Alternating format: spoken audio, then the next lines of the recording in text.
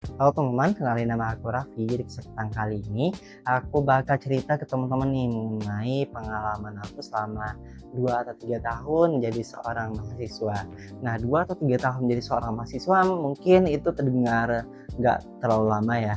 Mungkin di sini aku bakal cerita mengenai hal-hal apa saja yang aku dapatkan atau aku lalui selama menjadi seorang mahasiswa, terutama menjadi seorang mahasiswa kedokteran ya. Nah, jadi di sini aku, seorang Raffi, mahasiswa kedokteran dari tahun 3, angkatan 2023. Aku di sini bakal share ke teman-teman terkait dengan pengalaman aku 2 atau 3 tahun jadi seorang mahasiswa ini. 2 atau 3 tahun menjadi seorang mahasiswa tentu itu merupakan suatu hal yang bisa dibilang cukup panjang dan tidak mudah.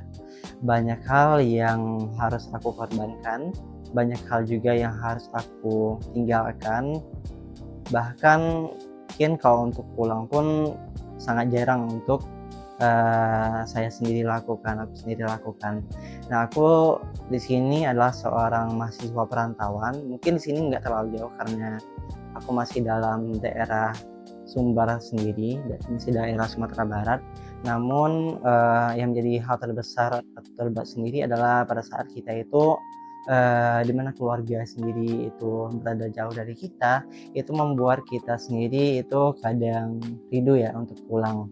Nah, namun, di sisi lain karena adanya suatu tuntutan dari kita sebagai seorang mahasiswa ataupun kita sebagai seorang koordinator, jadi saya sebagai seorang koordinator sekarang, tentu itu menjadi suatu hal yang, bisa dibilang harus, bersabar, harus kuat terlebih dahulu, mungkin agak pulang yang jarang ataupun nanti ketemu, keluarganya jarang. Lebih dari keluarga aku sendiri merupakan keluarga yang tidak, berkecukupan penuh dan alhamdulillah itu, sudah tercukupi untuk kebutuhan sehari-hari aja aku udah bersyukur, dan aku yakin bahwasanya dengan usaha ini sendiri itu bakal mencapai suatu hal yang aku inginkan nantinya. Nah, yang kedua mungkin pengalaman aku yaitu mengikuti berbagai kepanitiaan ataupun organisasi. Jadi mengikuti kepanitiaan ataupun organisasi itu merupakan salah satu mungkin bisa dibilang wajib bagi seorang mahasiswa, teman-teman. Jadi seorang mahasiswa yang dia itu tidak mengikuti kepanitiaan atau organisasi kayak sama halnya dengan bersekolah, di mana untuk kuliah sendiri disitulah teman-teman itu belajar untuk, berorganisasi, menjalin relasi dengan orang lain, berkomunikasi dengan baik dengan orang lain, ataupun menjalin kerjasama nantinya dengan orang lain. Nah, ingatlah bahwasanya teman-teman itu hidup di dunia ini tidaklah sendiri, teman-teman. Kita itu butuh orang lain juga sebagai baik itu sebagai mentor kita, ataupun nantinya sebagai teman kita pada saat kita butuh. Nah, beliau-beliaulah yang bakal menolong kita nantinya. Oleh karena itu, diperlukannya lah relasi yang baik tadi, teman-teman, serta adanya komunikasi yang baik dengan orang lain. Selain itu, yang ketiga mungkin adalah untuk membagi waktu. Nah, membagi waktu sendiri di jam perkuliahan ini sangatlah sulit ya, teman-teman. Di mana kita tuh harus mengorbankan salah satunya apabila kita itu memiliki suatu rutinitas yang padat.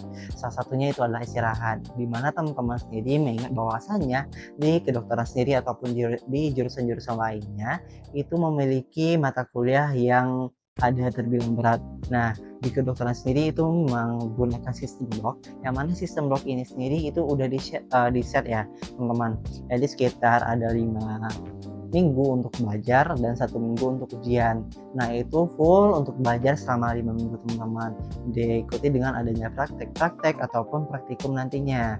Nah, jadi ini karena siklusnya yang seperti itu terus, itu menyebabkan kita itu apabila mengikuti suatu kepanitiaan atau organisasi, kita tuh harus pandai-pandai untuk mengatur waktunya, sehingga paling kemungkinannya adalah menyita waktu istirahat kita sendiri seperti waktu tidurnya, untuk persiapan ujian dan segala macamnya. Karena mengingat bahwasannya biasanya untuk satu buku itu sekitar 5 atau 6 SKS, teman-teman. Jadi kita tuh harus fokus juga untuk mencapai hal tersebut, walaupun dari aku sendiri mungkin masih agak susah untuk mencapai hal tersebut, tapi aku terus berjuang dan aku terus berusaha agar semuanya itu bisa tercapai nantinya. Nah, jadi teman-teman di sini silahkan kalau seandainya teman-teman ingin berkuliah nantinya ataupun teman-teman yang sedang berkuliah, itu berpandai-pandailah dalam membagi waktu, teman-teman. Jangan sampai nanti teman-teman menyesal bahwasannya waktu-waktu yang teman-teman yang gunakan itu nantinya bakal sia-sia. apabila teman-teman itu berleha-leha, mungkin boleh berleha-leha tapi, ada suatu saatnya, ada masanya nantinya. Mungkin teman-teman itu perlu reward terhadap dirinya atau self reward, ataupun, teman-teman itu lagi jenuh, itu boleh untuk lakukan hal-hal lain yang, bisa dibilang itu untuk memperbaiki mood dari teman-teman. Tapi ingatlah bahwasanya kita sebagai seorang mahasiswa itu memiliki suatu kewajiban yang harus kita laksanakan, yakni adalah menuntut ilmu, belajar, dan membanggakan orang tua kita. Selain itu juga yang mungkin, menjadi hal yang berat ya, itu adalah mengenai, hubungan.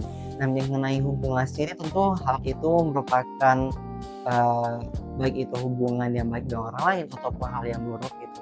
Itu merupakan suatu hal yang tidak terhindarkan teman-teman, baik itu yang datangnya dari diri kita sendiri ataupun dari orang lain kepada kita. Dan kita pun harus bisa menyesuaikan hal tersebut teman-teman. Jadi kita, seperti yang udah aku bilang tadi, kita itu tidak hidup sendiri, kita itu hidup bersama-sama selama di kuliah ini. Jadi teman-teman itu, harus bisa mungkin mengontrol dari emosinya, ataupun teman-teman itu harus pandai untuk berbicara baik dengan orang lain. Jangan hanya memikirkan ego kita semata, tanpa untuk melihat bagaimana perasaan dari orang lain yang mendengarkan perkataan kita itu. Jadi kita harus saling menghargai juga di situ teman-teman.